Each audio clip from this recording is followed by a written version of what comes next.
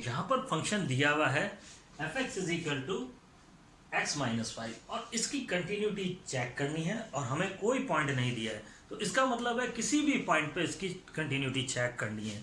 तो this the example of any point, हम कहीं से भी किस तरह से किसी पॉइंट पर इसकी कंटिन्यूटी चेक करते हैं। तो यहाँ पर देखिए इसका डोमेन जो है वो है R. R means real number, R real numbers यानी रियल नंबर है इसका डोमेन। तो आप कहीं भी रखते हैं तो इस पर डिफाइन है, function is define at any real number. Clear? तो अब आप यहां पर देखिए let c is the element of R, real number का एलिमेंट है।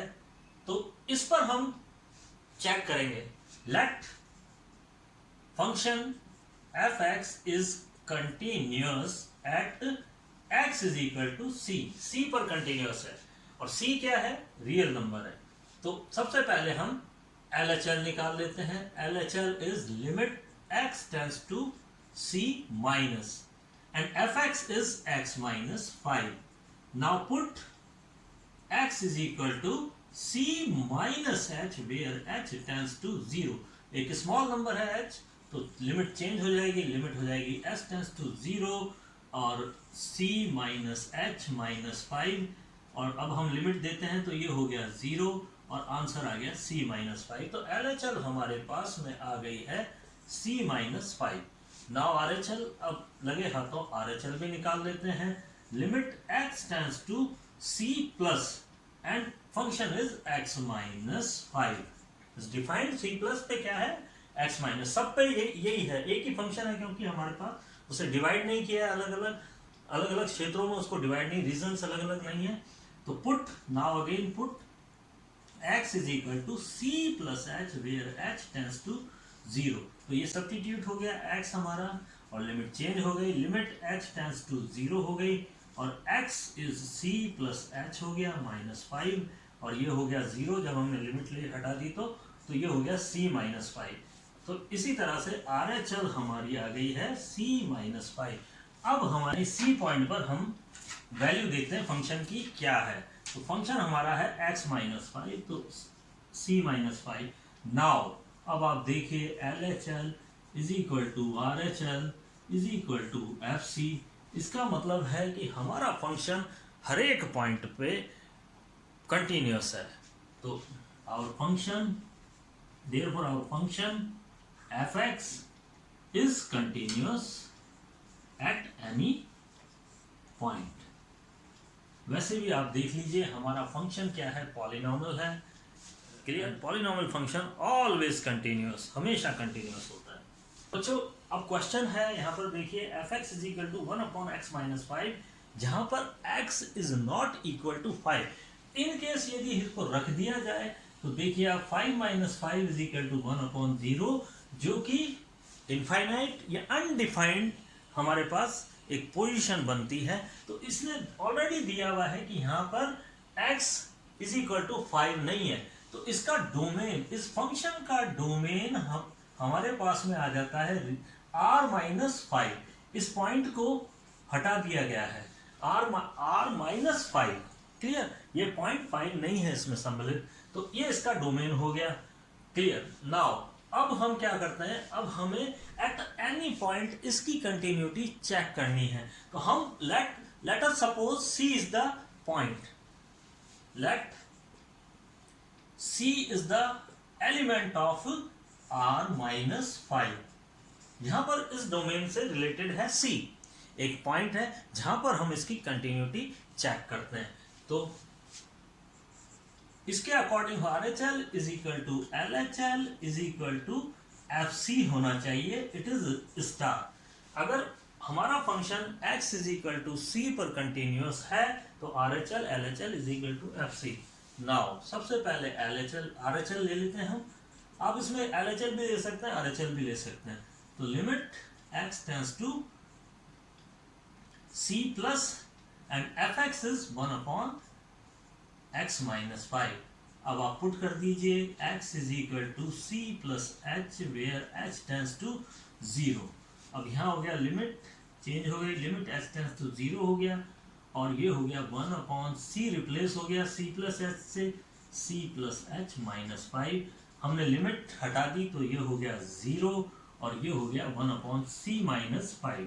इसी तरह से LHL हम लेते हैं तो लिमिट सेम टू सेम यही प्रोसीजर हो जाएगा, limit x tends to c-1/x-5 और पुट कर देंगे तो लिमिट h टेंड्स टू 0 हो गया और 1/c-h-5 लिमिट हटाई तो ये हो गया 0, हमारे पास में आ गया c-5। सब्स्टिट्यूशन क्या किया है, x is equal to c-h where h tends to 0, ये लाइन लिखनी है आपको।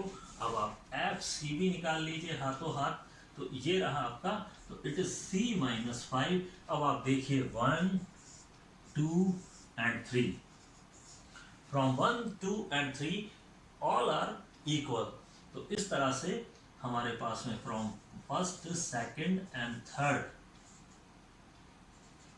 हमारे पास में आ गया LHL is equal to RHL is equal to FC equal, therefore the function is continuous at any point. किसी भी पॉइंट पर ये कंटिन्यूअस है। कंडीशन ये है एलिमेंट ऑफ R-5, 5 यहां पर इंक्लूडेड नहीं है।